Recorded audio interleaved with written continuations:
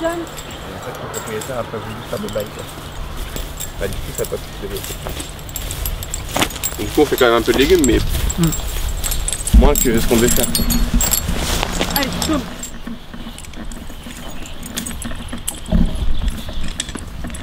Bon, en même temps, c'est le seul défaut qu'il a alors.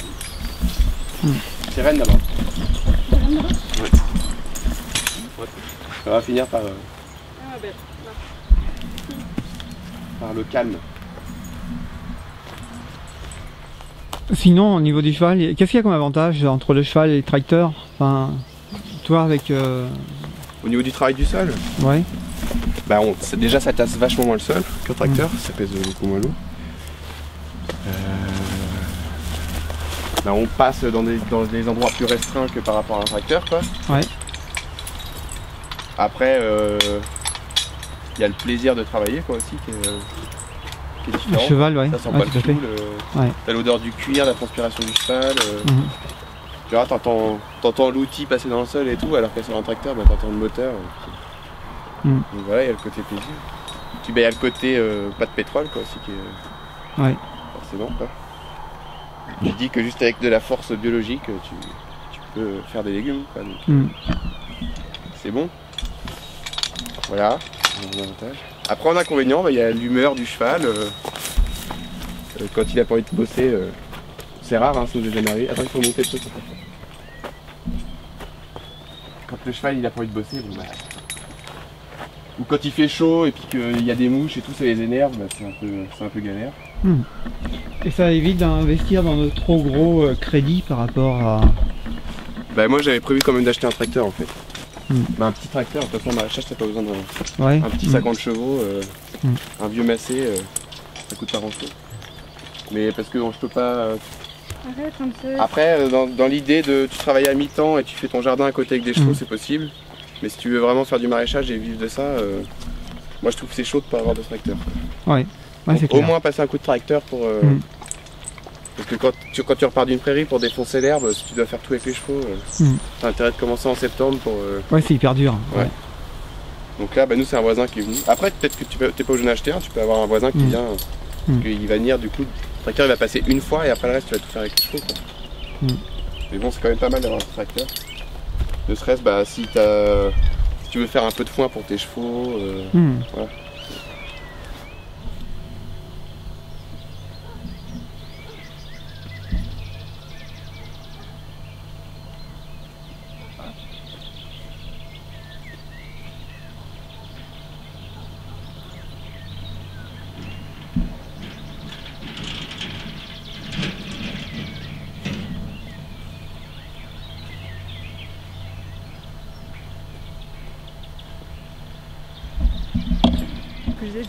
Donc, Ça permet de réutiliser le fumier après pour le jardin. Enfin...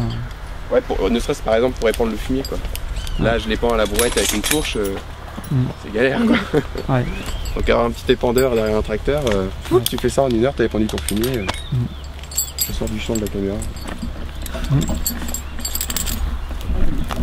Donc ouais. Donc moi je suis plutôt sur un système hybride, quoi. Un petit peu de tracteur et du cheval. Donc c'est pareil des fois. Des fois au niveau de la météo, tu vois, tu as un moment, tu as surtout l'argile là, comme sur la terre argileuse. Si tu travailles par temps trop humide, tu fais des mottes. Si tu attends trop que ça ait séché, bah, tes mottes elles ont durci, ça devient du béton. Donc il faut vraiment bosser au moment où tes mottes elles sont imprégnées d'eau. Donc tu as un délai très court pour travailler le sol, quoi. Entre mars, avril. Voilà. Et donc si tu fais au cheval, Ouais. tu n'auras pas le temps de tout faire au bon moment, quoi. Donc c'est pour ça des fois c'est pratique, tu mets un petit coup de tracteur pour faire un travail propre, quoi. Et hop, tu viens Pour nettoyer le terrain, et puis voilà. après tu as juste Tu viens avec reprendre le avec les cheval. chevaux après derrière. Ouais. Donc là c'est l'endroit où tu fais tes semis. Là c'est la serre de plan, donc on fait nos semis sur les tables là. On repique, voilà, on a encore des tomates en godet qui vont être, on va emmener sous la serre pour les repiquer sous la serre. On a un petit peu cultivé, là on voit il y a des oignons blancs. Les premiers radis de la map ils viennent de là. Il y en avait entre les oignons blancs. Il y en avait aussi sous les tables là-bas. Voilà. Mais là c'est fini les radis, maintenant c'est dehors.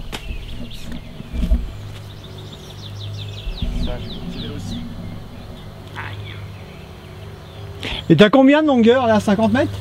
Là il y a 50 mètres, là-bas il y a 80 mètres. 80 mètres. Je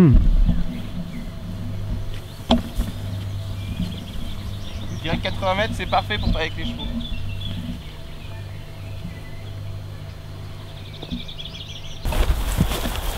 Là c'est la menthe. On va pas loin. Bon, en fait on va de la plus bas. Hein.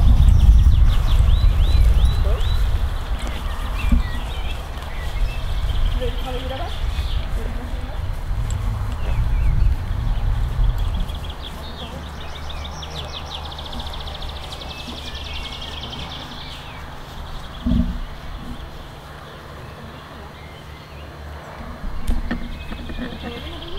Je disais insecticide. Ça fait des boutons jaunes.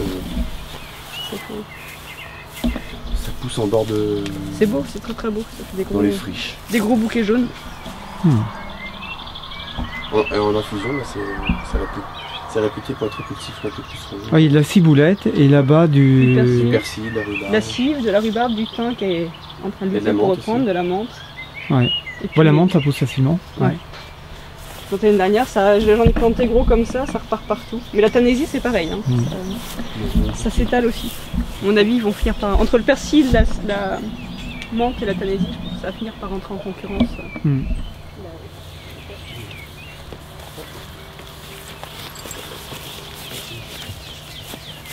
C'est bon?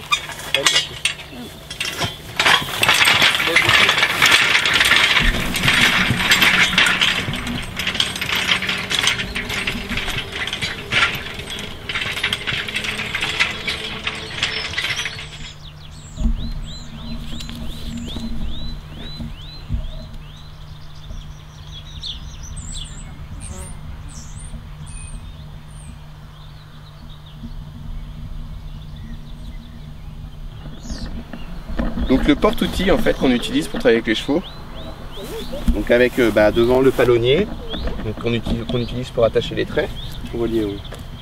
Là on a quelque chose pour déplacer si on veut travailler en décalé par rapport au cheval. Les roues, voilà, bon le corps de l'outil. Là on a un réglage de la position de l'outil. Ça va Ramsès? Et donc après là on a un système avec un crochet, merde. Un crochet qu'on on lève et puis en fait on peut mettre différents outils. Donc là on a 3 ou 4 outils pour... je vais aller chercher l'outil principal pour... Parce qu'en fait le principe, donc là avec cet outil là on va défoncer un peu l'herbe qui a repoussé là. Et on va éclater un peu les mottes, la croûte. Et après on va travailler avec des disques. Donc avec des disques pour faire des petites buttes comme ça qu'on appelle des billons en fait.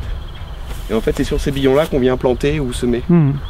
Donc l'avantage de travailler en petites buttes comme ça, c'est que sur les terrains qui sont humides, ça draine la flotte.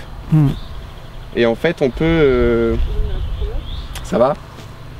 On travaille, en fait comme on ramène de la terre arable, on peut se contenter de travailler sur 10-15 cm simplement. On n'a pas besoin de travailler sur 20-30 cm de sol quoi. Puisqu'on ramène de la terre arable en hauteur quoi.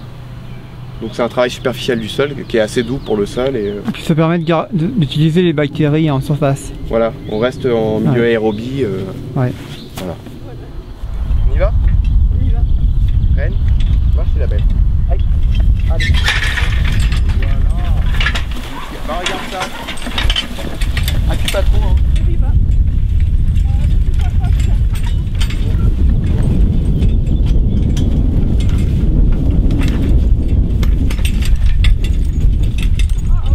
Bien. Là, elle est déjà calme, elle marche beaucoup. Ouais, c'est nettement mieux que... C'est bon? ouais.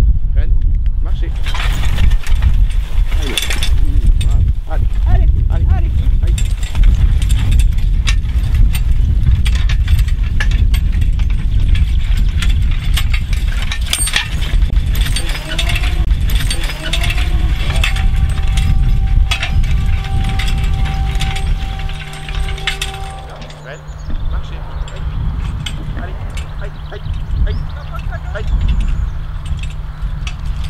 Ça va là, non? Ouais, très bien. Rapproche-toi, Pierre. Eh bien, ma belle. Oui. Allez. Allez, ma belle.